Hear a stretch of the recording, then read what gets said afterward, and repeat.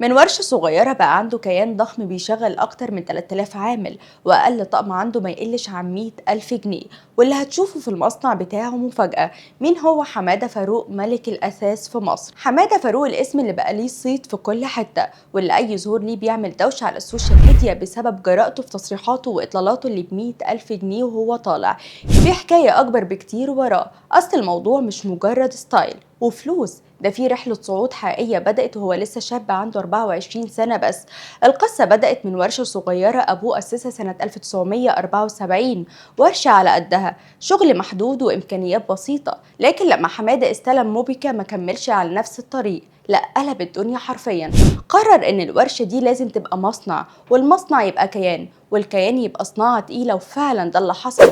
حمادة ركز على التوسع والتطوير والجودة، واشتغل على كل تفصيلة، وكان شايف ان الصناعة مش بس معدات وعمال، الصناعة رؤية. ولما الرؤية تتحول لشغل مظبوط، الورشة الصغيرة دي اتحولت لشركة صناعية جبارة فيها أكتر من 3000 عامل، ومصانع عملاقة بتشتغل بأحدث تكنولوجيا في العالم. هو مش بس اتوسع، ده دخل في شراكات مع أسماء تخض في السوق زي مرسيدس وبي ام دبليو وفولفو وسيات وسكودا. مش بس كده، ده شغله بقى معتمد في شركات سيارات عالمية، لدرجة ان بيقول ان موبيكا بقت مسؤولة عن 90% من سوق السيارات في مصر من التجهيزات والمعدات. والأغرب إن الراجل ده جوه المصنع بتاعه هتلاقي روبوتات شغالة رايح جاي، مفيش بقى قصة مزاج عامل ولا غلطة عنصر بشري، لأنه مؤمن إن التكنولوجيا والذكاء الاصطناعي هما المستقبل، وإن الجودة العالمية مش هتطلع غير لما التكنولوجيا تبقى في قلب المصنع.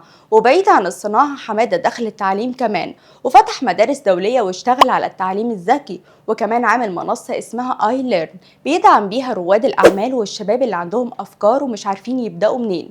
لكن كل ده ولا حاجة قدام التصريح اللي قلب السوشيال ميديا وخلى الناس بين مؤيد ومعارض، لما قال لازم نشتغل 12 ساعة زي الصين، ومفيش حاجة اسمها نفصل الشغل عن الحياة. الجملة دي عملت قلبان، وفي ناس شافوها تحفيز وناس شافوها ضغط، بس في الآخر الراجل بيقول اللي هو ماشي عليه في حياته ونجحه.